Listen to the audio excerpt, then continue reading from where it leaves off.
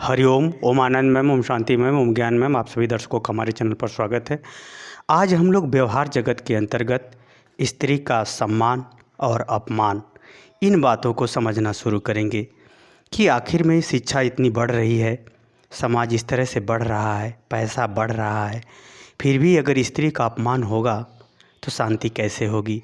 शांति कोई प्रस्ताव नहीं है कि जिस पर वाद विवाद चले। शांति एक आवश्यकता है और शांति, प्रेम, सुख, संपत्ति, सभी प्रकार के वैभव का आधार स्त्री ही है। आदि शक्ति स्वरूपिणी स्त्री ही है। हम बात करते हैं, अगर स्त्री का सम्मान की बात करते हैं तो सभी प्रकार के धन स्त्री के ही वजह से होता है। यही कारण है कि संत भी अपने माँ के सामने नतमस्तक ही होता है, जबकि संतों के सामने स्वयं परमेश्वर नतमस्तक रहते हैं। तो स्त्रियों में माँ का स्वरूप जो होता है दिव्य है, अनुपम है, अतुलनीय है, सदैव स्मरणीय है। सदैव इनके सामने पूरी सृष्टि नतमस्तक रहती है। सम्मान होना चाहिए। जो सम्मान नहीं करता है वह अच्छा हो भी नहीं सकता। इसलिए स्त्री के रूप में माँ का स्वरूप, चाहे आदि शक्ति स्वरूपिणी माँ दुर्गा हो, माँ सरस्वती हो, लक्ष्मी हो, या किसी भी व्यक्ति की माँ हो, वह सदैव आदरणीय हैं, पूजनीय हैं, सम्मान के योग्य हैं। फिर भी भारत में अगर देखा जाए तो भारत की अगर हम बात करें तो भारतीय संस्कृति में यह मूल सिद्धांत ही है कि जहाँ पर स्त्री का सम्मान है उसी जगह देवता, उसी जगह सुख, शांति, समृद्धि है। यह सिद्धांत होने के बावजूद भी स्त्रियों का अपमान दिन प्रतिदिन बढ़ता जा रहा है और उनका अपमान बढ़ता जा रहा है, सम्मान दिन प्रतिदिन घटता जा रहा है। इसके पीछे जो मैं समझा हूँ वही आज आपको सामने रखूँगा। अगर हमारा विचार आपको पसंद आए, समझ में आए तो ज़रूर कमेंट कीजिएगा। हमारा विचार यह है कि यदि हमारी जो शिक्षा व्यवस्था है, शिक्षा व्यवस्था ने इस बात पर विश्वास ही दिलाने में असफल हो चुकी है कि गलत काम का गलत परिणाम होता है, जबकि शिक्षा का सीधा सीधा अर्थ होता है कि व्यक्ति सभी चीज़ों को समझते हुए उत्तम व्यवहार की ओर बढ़ चले।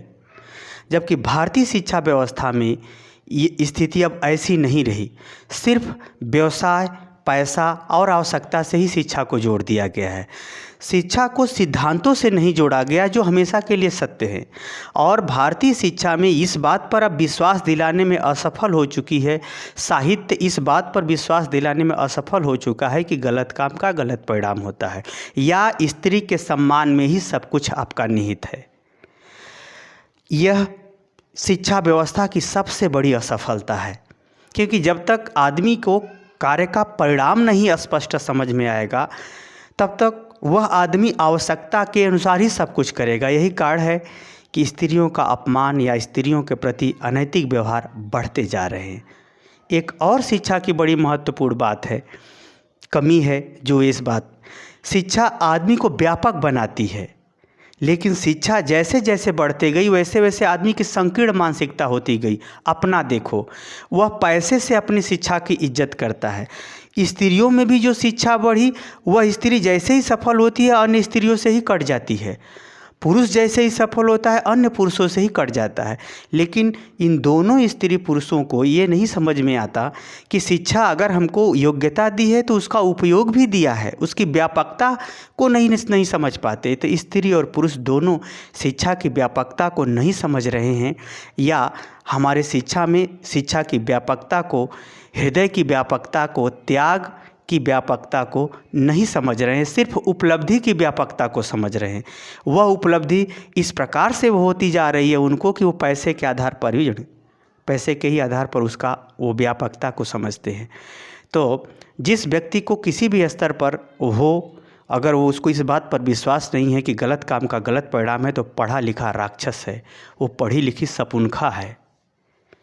तो शिक्षा व्यवस्था की सबसे बड़ी गड़बड़ी ये है कि इसने मूल सिद्धांतों पर अस्थायी रूप से विश्वास, अस्थायी रूप से व्यवहार का रूपरेखा ही नहीं तैयार कर पाए। यही कारण है कि जितने ऊंचे स्तर पर आप जाएंगे, स्त्री के नाम पर शब्दों का सम्मान है, व्यवहार में नीचता की पराकाष्ठा तक लोग तय कर डाले हैं। ये रहा शिक्षा के दृष्टिकोण से स्त्री के पास सभी धन होते हुए भी उसके अपमान का कारण।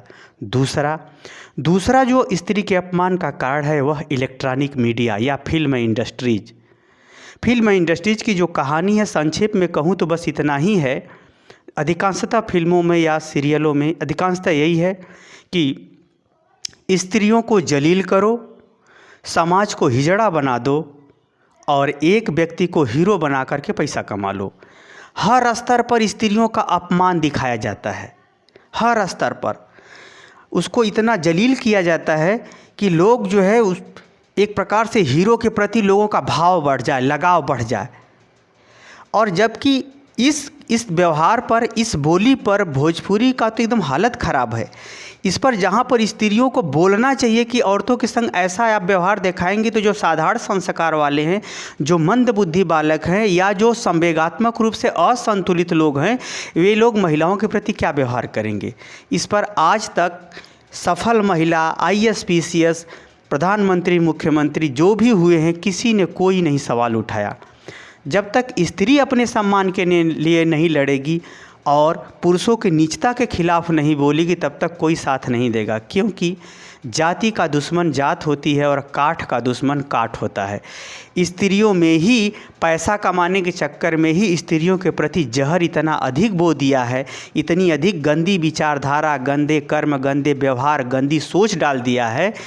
उसके खिलाफ कोई भी सभ्य स्त्री नहीं बोलती। सभ्य स्त्री जानवरों का जीवन जीती है समाज के नाम पर कि हमारा मान सम्मान सुरक्षित रहे, दुनिया से क्या लेना। जब तक ये पशुता वाला भाव विचार आप लोग त्याग करके अपने संघर्ष के लिए विचार, शब्द, व्यवहार फिल्म इंडस्ट्री से लेकर के शिक्षा व्यवस्था में जब तक आप लोग सुधार नहीं करेंगी, इसी तरह से भारत में भले ही पैसा बढ़ जाए, आपका अपमान और शोषण बढ़ता ही चला जाएगा।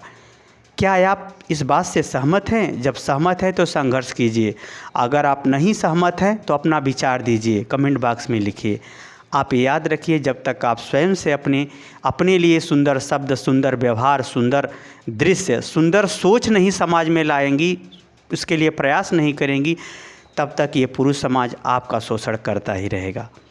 तो आप जो है फिल्म इंडस्ट्रीज के व्यवहारों को रोकिए। शिक्षा में अपने उत्तम स्वरूप और व्यवहारों को पढ़ने और उसके महत्व को समझाने संबंधी गतिविधियों को बढ़ावा दीजिए, तभी आप सम्मान की रक्षा कर सकेंगी। योग्य बन जाना ही सम्मान का आधार नहीं होता है।